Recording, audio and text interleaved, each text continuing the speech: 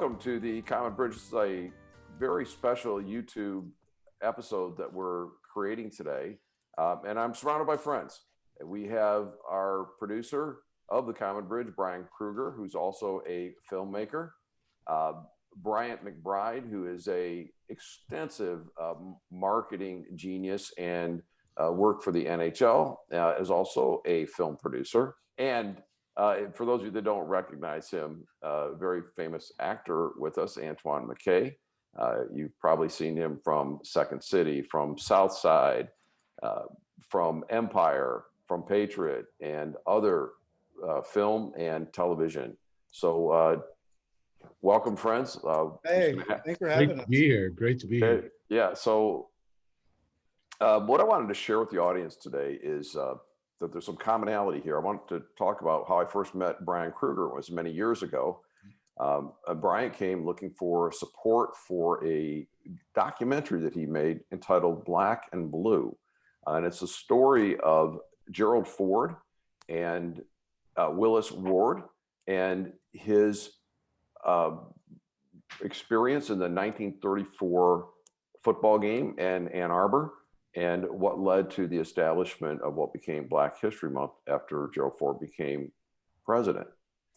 I also met Bryant McBride when a good friend of ours, a mutual friend, Charles Bracken, introduced us, because Bryant was making a very important piece of film about a man that more people need to know about. That's Willie O'Ree. Willie O'Ree was the first African-American player in the National Hockey League. It's an extraordinary story, and I just want them to talk about film and movies and documentaries and the impacts of the people in this, in these films. And Antoine's here because, well, I love Antoine. He knows more about movies, and he will ask better questions than I have. And so I don't know. He can comment on some of his experiences. So I'm going to maybe sit back and let you guys talk a little bit, jump in here and there. And, you know, Antoine, you can pepper these guys with questions. And you ask them all the hard questions, I'll ask them all the, you know, softballs. How's that? Okay. All right. Great. That sounds I good. thought they were all going to be softballs. Oh, okay. Yeah. No, this is We're ready. We're ready. We're ready. Informative. So, Brian, Black and Blue, tell us about the film, why you made it, what's it about, how you distribute it, what kind of feedback you got from it. What's the download on Black and Blue? Okay, in a nutshell, Black and Blue is about in 1934 when Georgia Tech came up to play the University of Michigan in football. They told then athletic director Fielding H. Yost, the legendary football coach, hey, we look forward to playing in your new stadium. This is going to be fantastic. We'll be up there, but we do have one requirement. You have a player on your team named Willis Ward, and he's a Black player, and we don't play against Black players. So you're going to have to bench him, and we'll see you in September or October. And Fielding Yost, having been from the South, his dad was a surgeon for General Lee in the Confederate Army, had no problem with that and said, okay, I'll take care of it. Well, that got back to the Ann Arbor crew, and not crew, but the students and such. And there was a revolt because Willis Ward was one of their best players, really well loved on the team. The team was coming off back-to-back national championships, undefeated national championships. And they were just really upset and said, wait a minute. And Fielding H.O. still went ahead. And I'm jumping far ahead on this, but they benched Willis Ward that day, not only from the game, but the stadium. He had to stay at home and listen to it on the radio. They told him to go down to Ohio State that day and scout that game. And he said, no, I want to listen to the game at least. So he did that. And when news got out in the summer that Yost had made this decision, Willis Ward's best friend on the team and his roommate on the road said, look, if you bench him, I quit. And that 19-year-old was a kid by the name of Gerald Ford, who, as we know, went on to become the United States president. Mm-hmm. And the film takes that instance, everything around it, and then follows Gerald Ford and Willis Ward's friendship throughout the years, all the way up until they both pass away. Willis Ward passing away in 1981, 83, and Gerald Ford in 2005. I might have that a little bit late. Anyway, so we handled it that way. So the film really took off. We got a lot of pushback from the University of Michigan, who at first said, "Oh, that didn't really happen that way." And then when the film played on PBS, they were backpedaling a lot, saying, "Well, it did happen that way, and we're sorry." Which is fine. I mean, it's a fine university, and they've done a lot for civil rights over the years, but they needed to own the fact that they missed that big in 1934. And so it kind of went on from there. And I'm not sure, Bryant, if you've run into this too, but the big thing about documentaries is we all like documentaries. I especially like documentaries, but nobody really buys documentaries. So it becomes a kind of a revenue problem. So I came across the idea of giving my film away with the help of sponsorships. So that's how that went. Well, we're going to dive into that a little bit. And I know it was a shock to me that a state-supported school in 1934 could say, yeah, we're blatantly going to discriminate. And, you know, their offer was, well, we'll bench some of our best players. And if you get a chance to see Black and Blue, Gerald Ford, they said, played one of his best games ever, including injuring one of the players on Georgia Tech with a clean hit, because that's how Ann Arbor plays. It's not Columbus, that type of thing. Yes. But I like that statement. I really like that statement. Well, Gerald Ford was going to quit, and Willis Ward talked him into it and said, "Hey, look, this is a fight I have with Yost and with Kipke, the coach. It's not a fight I have with you. You need to go out there and win that game." Michigan started the season 0-3 after back-to-back undefeated national championships. So you know what it did to this team. Mm-hmm. They went out and played that game. Gerald Ford in the first series heard their team chirping about racial epithets, and Gerald Ford and his buddy put a hit on the guy who was making the loudest noise, broke his ribs, sent him out for the game. And they came back to Willis Ward the next Monday morning and said, "Hey, that hit was for you." And Willis Ward remembered that till the day he died, and that's in the film in an interview that Willis Ward did at the White House. Really fantastic story, really heartwarming story too. Awesome. But yeah. And Willis Ward became a very distinguished jurist and judge, and he and Gerald Ford maintained a friendship. And we'll go a little bit further into Black and Blue. Antoine, I kind of jumped in. Any questions you got for? You know Brian what? It's really interesting because, you know, my dad, I grew up in our family, we bleed blue and gold. That's it. Maize and blue. My parents both worked at Michigan. My brother went there. I taught there in the psychology department. And I remember being 11 years old and playing football for the first time. And my dad talking about this story. And it's not I'm blown away. I got chills right now because nobody ever tells that story because, you know, Yost was such the entity that he was. And, you know, that time for Michigan football was just a dream time. They had unbelievable players that went on, like you said, to do, well, being a president and a judge, for example. But what made you grab onto this as you did? Because it's such a unique topic, and it really is. And we stumbled upon it. The guy that wrote the film is my writing partner. His name is Buddy Morehouse, and he was a sports editor for the Michigan Daily back in the early '80s. And it actually came up when George Bush, the second George Bush, was eulogizing Gerald Ford at his funeral and brought up this story. Yeah. So Buddy called me, goes, "Did you hear this?" And I went, "Yeah." He goes, "I've never heard of this story before." And that's how much for 80 years the University of Michigan buried that thing because it didn't look good. So we started digging underneath it and started coming up with it. And the first thing you do, and Bryant, I think you'll back me up on this, you look around and say, "Has anybody done a film on this before? Has anybody done a book on this before?" So we did that for a couple months. Yep. We found stories about it in a couple of books, just ancillary stories. And you start looking around and realize that Michigan was not excited about, you know, saying anything about this. So once we did, we got a lot of pushback. And in fact, when we put all of our B-roll together, which were images of the day, Michigan football stuff from back then, we presented it to the licensing department at the University of Michigan.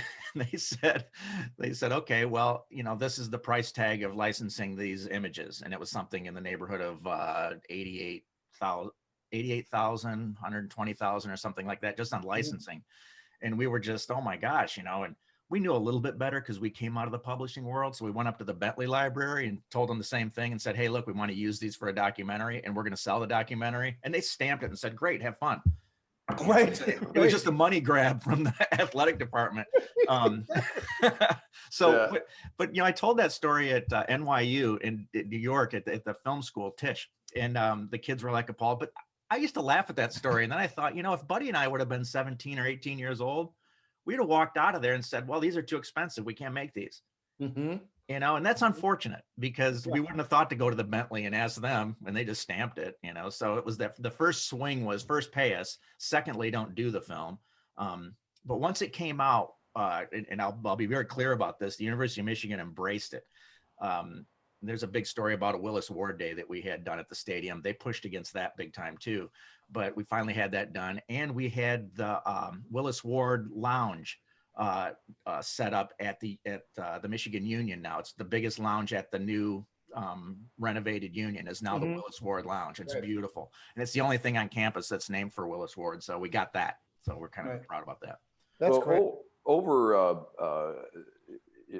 the east part of the country, had the wonderful occasion to meet my friend here, Bryant McBride, and Bryant and I share a mutual friend in Charles Bracken, and Charles talked to Bryant, and he calls me. He says, "Yeah, it's some hockey guy," and I'm like, "Oh." Charles is not a hockey fan, and he said, "Willie O'Ree." I said, "Well, Willie, what do you mean you don't know who Willie O'Ree is?" And so Bryant and I met in, I think it was New York, and we chatted about what he was going to do. And I said, this is something that we need to get behind. I knew about Willie O'Ree, but the story arc in the movie, which is simply entitled Willie, is amazing. Yeah. But Bryant, talk about what you've experienced with building out the story about Willie O'Ree and the various storylines you looked at and what you've been doing with distribution. I just saw it on television over the weekend, so I know it's getting out there. Awesome. Yeah, thanks. Well, first, thank you guys for having me. And I didn't know the Black and Blue story either, and I've not yet seen it, but I will. Awesome, Brian, an amazing story. Those little gems are just so wonderful to discover, right? When you find them. Yeah, you peel the onion back. It's great. Yeah, it's amazing. And my experience was the opposite. Oh, really? Well, I wasn't that smart. I didn't find the gem, man. I didn't find the gem. I had been around it for a long time, and I kind of lived it, right? I didn't. My background is not film, and I was. I grew up in the Upper Peninsula. A lot of Michigan roots here, right? Wow, I grew up in the Upper Peninsula in Sault Ste. Marie, just north of on the Canadian side.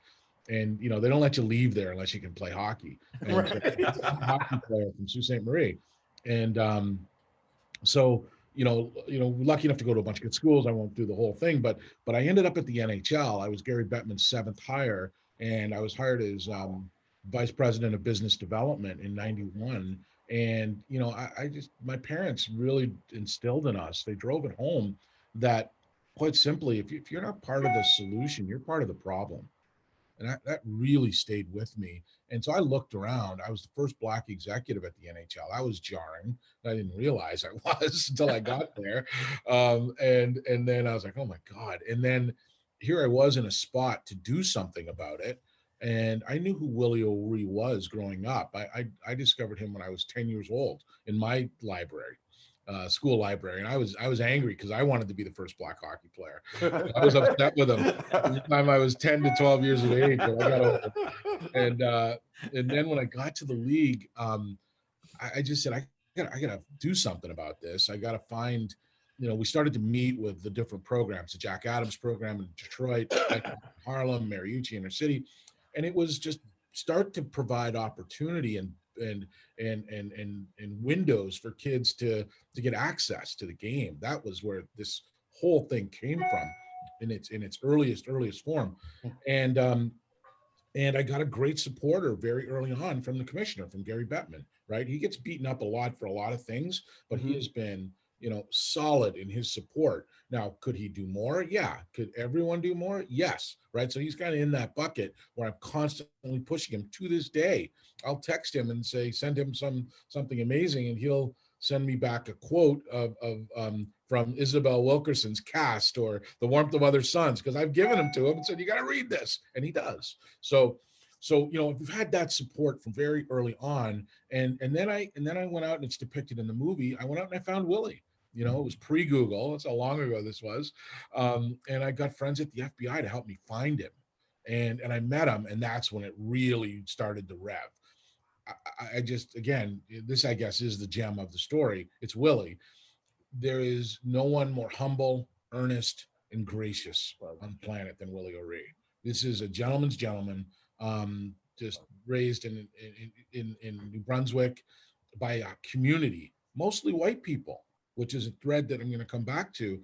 And it just shows what can happen when a community supports all of its young people. Mm-hmm. So with that context, fast forward to, I was at the NHL for 10 years, and then built all these programs with Willie, hired him and brought him in, and he did amazing work. We did one statistic that we put together when we were doing Willie's Hall of Fame application. I hired him when he was 61 years old. Okay. Amazing. And he, between 61 and 83, we added up all the travel. He lives in San Diego. He cumulatively traveled more than 6 years. Wow. Just all over. Wow. That's crazy. Tireless in his efforts to diversify hockey. And culminated 3 years ago in Boston, where he invited myself, my wife, my kids to the Boston Garden for the 60th anniversary of his first game. And we went, and the commissioner's there in the box, and Kim Davis, who now is my old job, parts of my old job at the NHL and more. She's amazing. And I turned to Gary in the box, the whole Boston Garden screaming, yelling, Willie. They love Willie. One of the hardest things to do, by the way, in the world is to walk into an ice rink, never mind the Boston Garden, with Willie O'Ree and get to your seat. It takes a while, because 800 people just descend on him like a rock star. But during that game, I turned to Gary and said, he's 82. We got to get him in the Hall of Fame. What are we doing? Yeah. And he was like, absolutely, you're right, let's go. Right, what do you need? And he said, I can't be near it, but so we put together a small team, people in Fredericton and some others, and we just got to work. In that, about a month later, I live in Lexington, Massachusetts. I have a place in Harlem, Brownstone in Harlem, that we've had for many years. I'm sitting on my stoop, and my next door neighbor is walking down the sidewalk. Hey, Bryant. Hey, Laurence, how you doing? Good to see you. She's an investigative journalist, super smart young woman. And I tell her what I just told you guys about Willie O'Ree. And she says, we have to make this film. And I said, you know what? I'm a media guy, and I understand scale and how film travels. And Willie, he can't be everywhere. I can't be everywhere. Others who are evangelists in this regard can't be everywhere. So I said, yeah, you're right. Let's go. We pulled the money together in about 48 hours. The bulk of it, and then we're lucky enough. I always wanted to work with Charles Bracken, to come back to Rich. You meet people where you just go, this is 20 years ago I met Charles, and we just stayed in touch, and we said, let's do something fun together. And I was like, this is it, yeah. And Ted Leonsis and Sheila Johnson and Earl Stafford, owners of the Capitals, jumped in quickly, and the NHL said, here's the footage for free. To your point, Brian, they said, it's here. That's amazing. Man, that's so great. We'll partner with you, right? I was like, this is easy. That's great. Little did I know. So all those pieces just started we put some energy behind it, and we put some real go behind it. But it was really for generational impact. We knew we had a window to honor Willie and help his candidacy for the Hall of Fame, but it was also a window for generational impact, right? Where he's in his 80s, And the story, I knew the story intimately, right? Because he'd been my friend and colleague for 20 some years, but the world really can't, Canadians know the story, but Americans just really didn't know the story in the depth and everything that goes around it. So we really just wanted to convey that story, showcase this man who had been through so much, and this is the key ingredient. Laurence was the driver, and I definitely was behind what she wanted to do. We wanted to make a social justice film disguised as a hockey movie, so that we would get the hockey heads and all these athletes and sports fans, and then just those names that Willie was called 40, 60, 50, 60, 70 years ago, 30 years ago. Yeah, it's still happening. it does. Stop it. And we had young people, young kids say, oh yeah, 2 weeks ago, this is what I was called on the ice. So it brought an immediacy, and it brought a, holy smokes, we got to change something here to the project that I don't think it otherwise would have had. Brian, before Antoine, and Antoine and I had the opportunity to see the film at the Historic State Wayne Theater in Wayne, Michigan. And it was a great evening there. Thank goodness awesome. we had. It was, Antoine was the MC, which Champions of Wayne. Champions of Wayne, yes. Amazing. Don't get me started there, but I know that in the end of Willie, when you're talking about the way the doors were open for other Black players in the NHL, and this past Sunday, I was watching my beloved Detroit Red Wings. Giovanni Smith gets in the lineup because of a late injury, and he comes away with a Gordie Howe hat trick. Yes. So you all know what that is. For people who know, it's a goal, an assist, and a fight.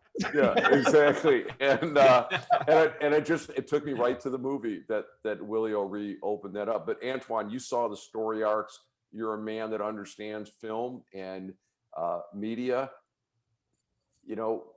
What kind of emotions did you experience in watching the story of Willie?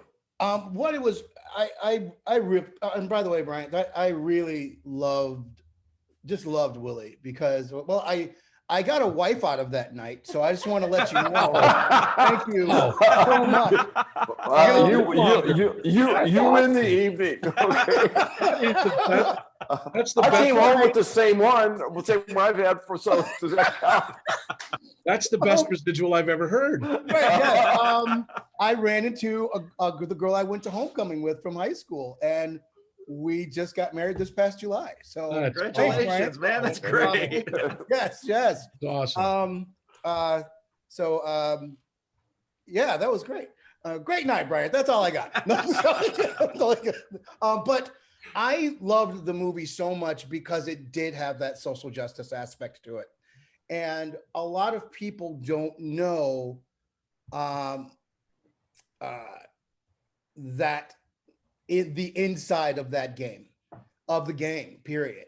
Tim Green, who used to be a defensive lineman for the Atlanta Falcons, wrote a book many years ago called Dark Side of the Game, where he talked about the different injuries and things people suffered through, and just the racial tensions that existed in the NFL. But in the NHL, that is, there's been some things over the years, and there's a lot of people, you talk about the Agenlas, you talk about the Cujos, these guys have gone through all of that stuff and experienced all of the not only playing at such a high level where, Agenla was captain of the Flames, and that's a hockey market, man. Leading scorer. Real good. Yeah, he had a lot. And that was a great pass in the Olympics too. But Antoine, when the parts of the movie to me when, and there were so many of them, but when Willie discovered his ancestry, with slave ancestry and that history, in the South. And then when he went to get the tryout for baseball in Georgia, Jim Crow era Georgia. Yes, yes. I mean, I knew he got home safe. I was still scared for him for what he had to endure. Right. You know, a young man, like, 20-something young man going down to a place where he wasn't treated like a man or a human being to try to play baseball in some backwater place in Georgia. Right. And that, I felt that emotion. And by the way, I've seen the movie 5 times and I get something new out of it every time. So that arc, and then the arc of his discovering of his ancestry all at the same time. And as a guy that knows the subject matter and the social justice impacts and the things you've experienced, how did that affect you? And is this something, everybody needs to see? And what do we do with these pieces of film here? And that's just it. I mean, just listening to you guys talk, it's almost as if we should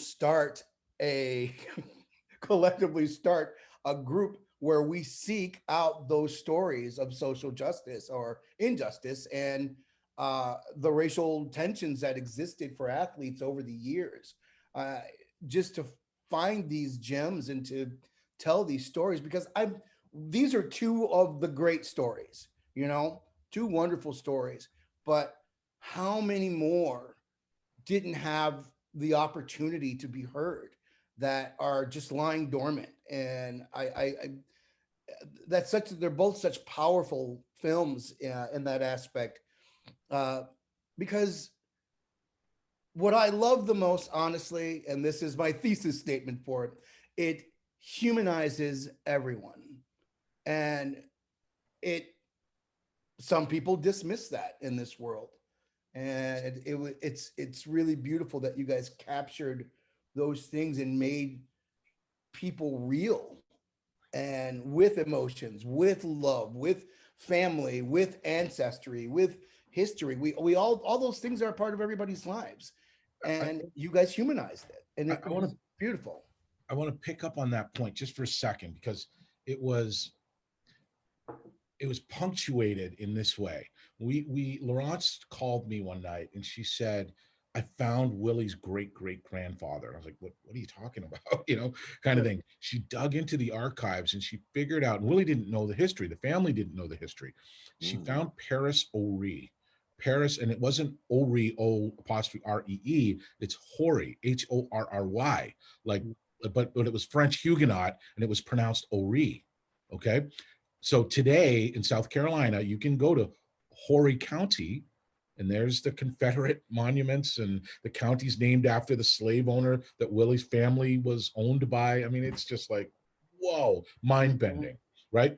And so she dug in, and then we took the trip down to South Carolina with Willie, and literally the wonderful archivists at the South Carolina State Archive found the actual binder where Paris O'Ree's sale, his family sale, was listed with his name and his descendants' names. And this is the key part to your point, Antoine, about the humanizing of it, right? Is we had to show it starkly. And what we showed was his name and his family's name with a price tag next to them. And right underneath it were chickens, cows, sheep, furniture, also with price tags. Yes. Feeling that and reading that, you just went, oh my God, like you were transported. And then to play it out, we figured out that the offer that the British made to escape to slaves and to entice them to during the Revolutionary Wars, when Paris escaped Charleston, when the British occupied Charleston, he had to make it from Horry County in South Carolina to Charleston in through swamps and snakes and just craziness, right? He got over the line and he made it, and they brought him to Canada, and then began Willie's journey and his family's journey in Canada to the NHL. But the thread that connects it all, 2 threads that connect them all, is it's about immigration. You want to talk immigration? How about escaping from slavery? Right. right? And we were doing this at the height of all the immigration fights that were going on in 2018, 2019 in the United States, and they're still raging, right? So that juxtaposition of that immigration versus current, and the results of that immigration and that bravery and the sinew that Paris O'Ree had that got passed down 2 generations directly to Willie to do what he did. That's what we were after, and hopefully we captured some of it. Yeah, you did. You certainly did. You certainly did. And a gracious man. And I hope everybody sees the film Willie and the film Black and Blue, in that Willie doesn't portray himself as a person that's been victimized. And he says something to the effect that, well, you just have to decide how you're going to handle it, which it had to be more horrible than you could even depict. And I'm glad that, Bryant, that you brought this story to life and to film. Brian and Bryant, when you hear each other talk about Black and Blue and Willie, are we dealing with commonalities, 2 different stories, 2 different eras, part of the American journey? How are you guys thinking about this? And Antoine, is there another film in there? Because we could cast you as someone in there too, right? Sure. All right. Hey, all right. I can skate. All right. And I played some ball. So, I coached hockey, Little League hockey, and I played some football. So let's do the Barry Sanders story. Yeah. Yeah. Well, hey, here's a bit of, it's not breaking news, but it's things are happening. Okay. We're gonna make 30 Willies. We're gonna make 30 more of them. We are. That's what I'm thinking. And not full length feature docs, but we're on the cusp in the next month announcing a big initiative where we're going to tell these lost stories and these untold stories in a way that really just speaks to the navigation needed, really hard navigation, needed by Willis and by Willie and Gerald Ford at the time, and a guy named Junior Doherty, who was Willie's best friend in the 40s, white guy. How often do you see depicted a 70-year relationship between a Black guy and a white guy? They're both still alive. They're both best friends. I talk to them every week, both of them, because I cherish those conversations with them. So yeah, we're unearthing those stories to be created by underrepresented people to create a drumbeat in hockey and beyond of these stories that just will take everyone's aperture from here to here and have them understand, because the humanization that Gerald Ford and his teammates afforded Willis, and that we tried to impart on Willie's great grandfather and on Willie, that is a thread that has to continue, right? Because it's easy to demonize and it's easy to hate when you don't know, when you don't understand, when you don't carry with you the empathy needed to be, good people and good neighbors. And I think more macro, to finally start to heal this goddamn country.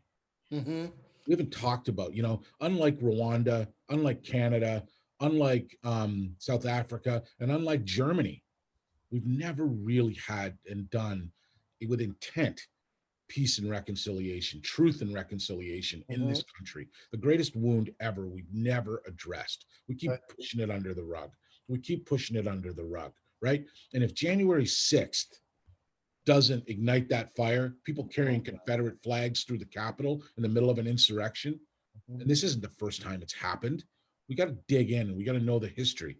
And I emphasize Germany in talking about truth and reconciliation. You know what? Germany did truth and reconciliation after World War II because we made them. We put their nose in it. This is what you did. Do we have the strength and the courage to do it ourselves? That's the question. Yeah. They're debating that on Capitol Hill right now. Right? So we got to get there. And one of the ways to get there is to tell stories and to bring the truth. bring the truth back. Canada did it with the Indian Resettlement Act and all the terrible things that happened in Canada. And we think of Canadians as, oh, they're wonderful people. And they did some really awful stuff. Yeah. But it goes around the world. Around the world, exactly. With genocides and subjugation of peoples. One of the organizations that I help support, mild support, studies indigenous peoples. And there are commonalities and threads that run through that. I think that we have to recognize that the experience of Black Americans is different than anyone else's, in that there were never, everyone else came here voluntarily or was an indigenous person here. Everyone else was a legal citizen and full recognized rights. And you talk about the ledger where another human being can be owned. I think we need to blend all types of Americans into, a unifying set of principles. And my experience in America is that we're filled with compassionate and generous people. And we also have to recognize that Black Americans have had a different experience. Okay. And it's been there structurally, and it's been there for a long time. I guess we want to talk movies today and some of these great stories, but I'm so tempted to talk about other groups wanting to kind of tailgate on the discrimination of all forms that Black America has experienced. And it's not the same. It's not the same experience, and it's not do the same discussion. It's not do the same treatment, the same rights, etc.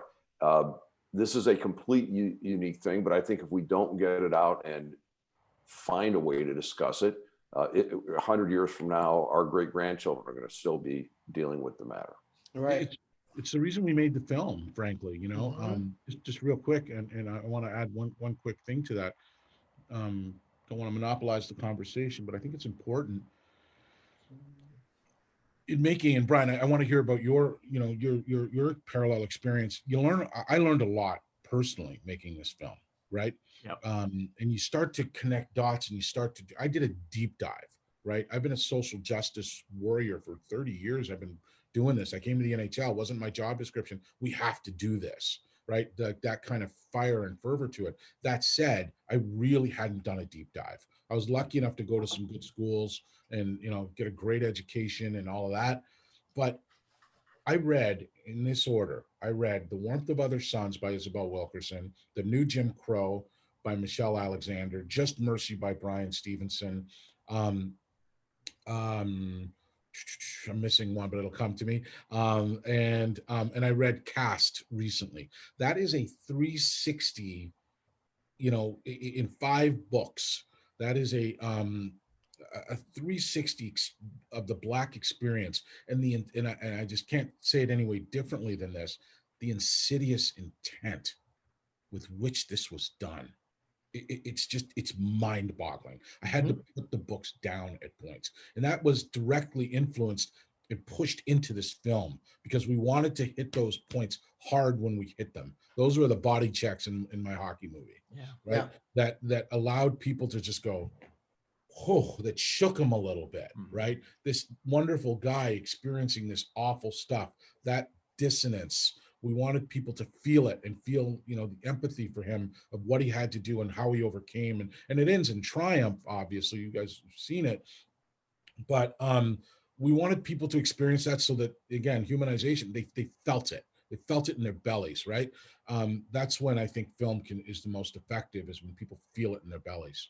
I agree. When we traveled the country to U of M alumni associations around the country showing Black and Blue, those groups gather with such pride in their university, and there's a lot of, you can feel it in the room. They're every city, they're huge. And we show this film, we get to the middle of this film, and there's tears in their eyes going, we did that. And it's like, yeah, and I'm not rubbing people's nose. And a lot of people say, hey, look, why is Yost's name still on Yost Fieldhouse? Yeah. And I said, well, that's another matter, because, Yost did some interesting things. In fact, a year after that, Yost learned his lesson. He came in, there's another African-American, or maybe no, it was the same year. It was with track, and they were in Chicago, the Palmer House, where the Big Ten was founded. Said, hey, look, you guys can stay here, but he can't. And Feeling Yost was said to have pounded on the desk saying, he's going to stay here. I'm taking my team and all Big Ten teams out of your hotel from here going forward. And Yost could have done that. So he learned his lesson enough. I'm not saying that he came all the way around, but it moved the needle a bit. Also, we're working on a sequel of this movie just called Willis Ward, A Race in Time. And because what Willis Ward does after that, I mean, in the spring of 34, after the season's over, he does the Olympic trials and gets offered a spot because he wins the decathlon trials. He sets the best time, is invited to the 36 Olympics in Germany. We cover this in the film, and he declines because he doesn't want to be Jim Crowed by Hitler like he was at the University of Michigan. And that's powerful stuff, because Jesse Owens goes on, of course, to do what he did in 36. Well, Willis Ward was the only guy to beat Jesse Owens in the sprint spring before, when Jesse Owens was at Ohio State, which is an amazing story. Well, this goes on further in the late 30s, when Willis Ward is hired by the Ford Motor Company to handle race relations at the Rouge. And think about that. Pay the same. Henry Ford, for all of his faults, treated African Americans equal with his white workers. They were paid the same. They could get the same positions, which grinded a lot of folks. So Willis Ward was brought to the Rouge to settle that down. When Willis Ward went into World War II, he hired Jesse Owens to come in, a down and out Jesse Owens, who had been traveling the country racing horses, against horses, Jesse Owens against horses, and things like that. So Jesse Owens had really, within, I mean, you guys know the story of when he comes back from the Olympics. FDR doesn't recognize it. There's a party for him at the Waldorf to celebrate Jesse Owens. And Jesse Owens is forced to ride the freight elevator up because the women who are going up the elevator to the ballroom didn't want to ride with Jesse Owens in the same elevator. There's a lot of that stuff that goes tucked under the rugs. Anyway, Willis Ward hires Jesse Owens to come work at the Rouge. When Ward leaves for World War II, he brings Jesse Owens up into that position. So Jesse Owens is working at the Rouge. I didn't know that. You start peeling away the onions. Why isn't this story told? This is amazing. Yeah.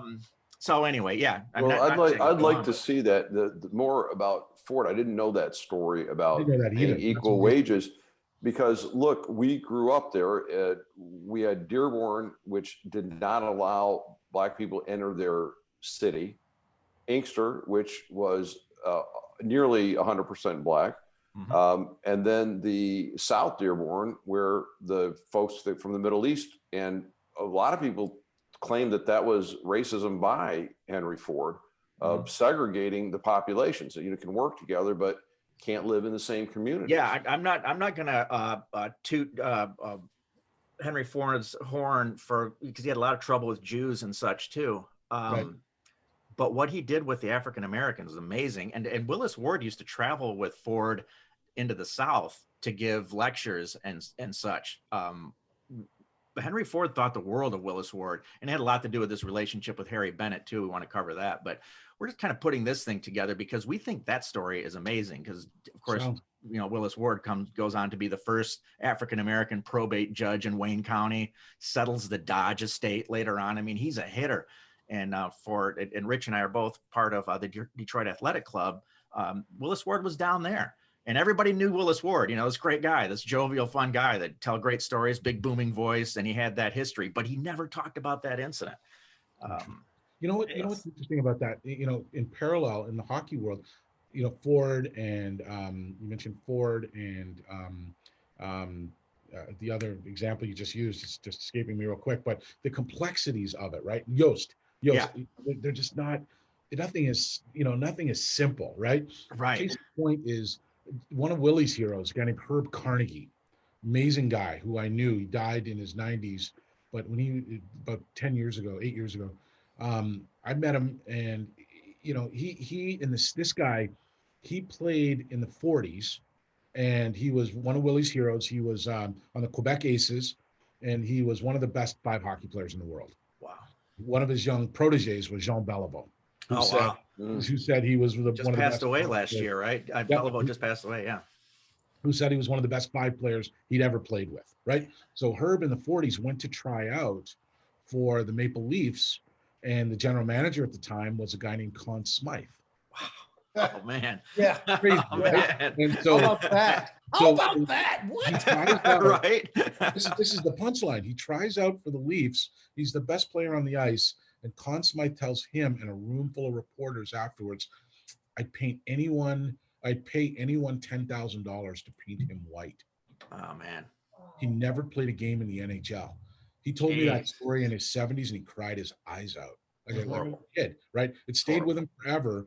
But what Herb did was, oh, and by the way, as you guys know, and others should know, the MVP, one of the most important trophies in Conn hockey, Smythe Award. Yeah. Conn Smythe Trophy today. We've got Yeah. our own monuments. We've got Yeah. our own history, Yost Arena. It's crazy, right? Yeah. But Conn Smythe also did some great things. So it's this. It's that Yost thing again, right? Yeah. What do you do?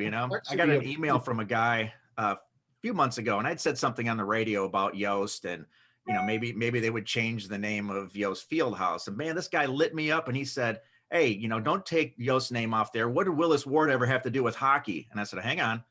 Yost Fieldhouse was the track and field building long before it was the ice rink, and Willis Ward set every Michigan track and field record inside that building. So don't go there. Be careful." Right. That's great. Right. Yeah. Yeah. Yeah. Oh man. But that's why knowing the history is so critical, right? Yeah. I'm really I love that athletes are finding their voices and they're doing all this Yep. amazing stuff, right? And not, there's so much performative bullshit out there right now. Yeah. And if I see another blackened Instagram square, I'm gonna lose my mind. Right. But enough, right? And Yeah. hashtags, please, come on.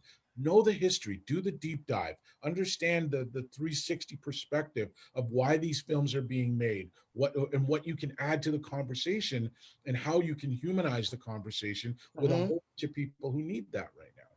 And it's just so unfortunate. A lot of people just won't take the time to educate themselves about the issue.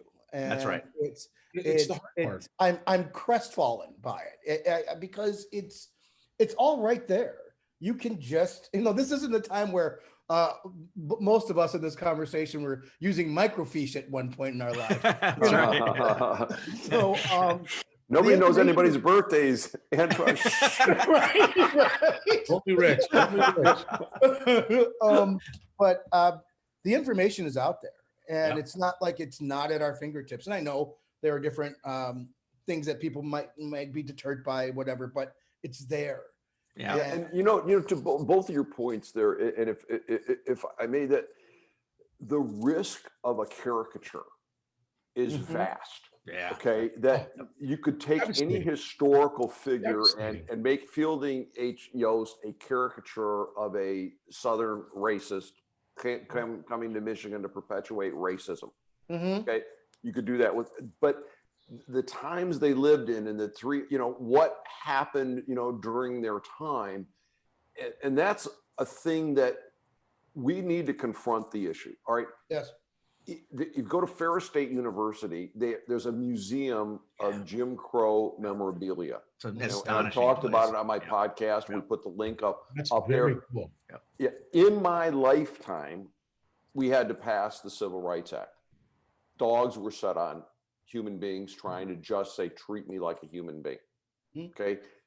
During my lifetime, there I go on the age thing again. Crap. All of ours. man. There's, I think we all on that boat. yeah. So what I like what you said there, Bryant, about a 360-degree look. George Washington was a slave owner. Okay, that was a part of his 360 look at his time. Nobody can condone that. Can we begin to understand that a little bit? People will say, well, look at we've passed the laws, all's good. No, that doesn't do it. Well, Okay? It's such an important point in that, Right. you know, and you can personalize it, right? I'll age myself a little bit. My parents were born in the late 60s. My dad is white, my mom is black. And it was illegal for them to be married in 32 states when they got married. Oh, They're married in Yeah. Canada, okay? And That's it was Guess Who's illegal. Coming to Dinner stuff right there. Yeah, it is. okay. Exactly. Exactly. So the Yeah. crazy thing is, though, here's the nutty thing when you really peel it away. And I got this from Brian Stevenson's Just Mercy and all the work he's done from 90 2000s and to now. The last of those laws that banned intermarriage in the United States, the last one was voted out in 2000 Oh no. in Alabama, 2000. and 40% of people voted for it. Oh, man. It's still happening, guys, right? It's One other that's little takeaway that'll just like, oh my God, it blows your mind. Not a Read pass the row. book. And Antoine, you jump in here. You've got a lot. I can see that you're. Go ahead. no, I'm I'm just I'll save that story. Go ahead. No, I'm blown away by that because it's, my wife is white, I'm black, and it's to think that, but that's 20 years ago. It's a minute ago. Years ago. It's a This minute century. ago, This right? century. I've got socks older than that. Right. It's oh man, it's just heartbreaking that there's still just so much energy wasted on And that's the this insistence. hate. Yeah. And it just, gosh, it's so much easier to be nice. It takes so much. It takes energy. so less- It takes energy to screw people over. It Yep. does. I mean, you were good at it. waking up in the morning going, I'm gonna go out and let's make life miserable for everybody. Housing, healthcare, land ownership, education. It is Education. everywhere. Education. Mhm. Trapping kids of Everywhere, color in You inner gotta city pull it all schools, no choice. Yeah. It just, that's an outrage. And gentlemen, as I'm listening to this, one of the things that occurs to me, let me see if I can put this into words. It sounds really clear up here, but let's see what happens now. A lot of it, I think, comes down to families. When you think about how Willie O'Ree was raised, and he did have a strong family. His parents didn't want him going to Georgia to try out for Oh yeah. for baseball. But I've discovered in recent years that I had 3 uncles, great uncles, buried in Southern battlefields that went to war to oppose slavery. Okay. And then it reflected back on the way my grandparents talked to me. It's like, oh, okay, that all makes sense now. Yeah. How they were playing it. And I don't know much about like how Willis Ward and Gerald Ford came to be. And I know I've had my own experiences traveling with my colleagues, and there's subtle things that still occur today and that we need to overcome. We need to make people aware, and we need to understand that we're all complex human beings. I certainly wouldn't want to have my life caricatured by my worst traits and my worst moments. And we need to be fair to everybody about that. I don't want to be lionized for my best traits and my best moments either, because life's a little more complex than that. That's the work. That's what you're talking about, is the work. We talk about doing the work. That's it, right? That is it. Everyone's got their own work to do, to understand. Of all those books I mentioned, read Caste, C-A-S-T-E by Isabel Wilkerson. She does a deep dive and throws just such a right hook at you, the reader, when she talks about the Nuremberg laws, not the Nuremberg trials that happened after the war, but the Nuremberg laws in 1933 when the Nazis were taking power.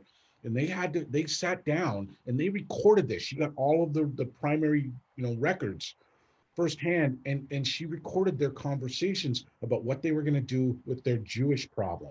And you know where they looked? You know what they modeled it after? Jim Crow. No The kidding. Nazis decided that their Jewish program of elimination was based on Jim Crow. Wow. And how they were going to treat people. Read it. Holy smokes, man. Blows your mind. You're just like, Yeah. oh my God. And they went so far as that one drop rule. You have one drop of black blood, Mhm. you're black. Yep. The Nazis went, nah, that's too much. That's too far. They backed man. away from some of the things in place in the United States. When the Nazis have a higher standard, that's a damning statement. Yeah. All You got to read it. yeah, Put Absolutely. your helmet on, chin strap buckled up. I had to Yeah. put it down. I had to put it down. My wife just bought the book. So thank you, Brian. Get ready. Get ready. Thank you. All right. Oh, man. So Antoine, we're Yes. coming up to the top of the hour.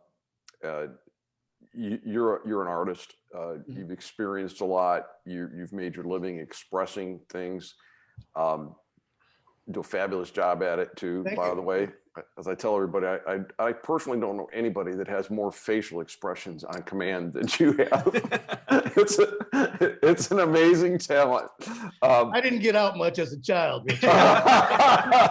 It was just you in the mirror and the camera. But this is I really commend Brian and Bryant for bringing these stories to life Mhm. and having the courage to bring them out, and the grace to bring them out in such a way that everybody can listen and listen thoughtfully.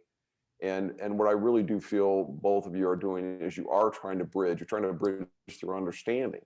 Mhm. And that's where we're trying to get on the common bridge, that we can't condemn our neighbors. We can't, condemn the people that we live next to. As I've said on this program, that we're a better people than the two major political parties, and we're a far better people than the way the news media presents us. We're far from perfect, as this evolution of humankind demonstrates in the stories that you've told.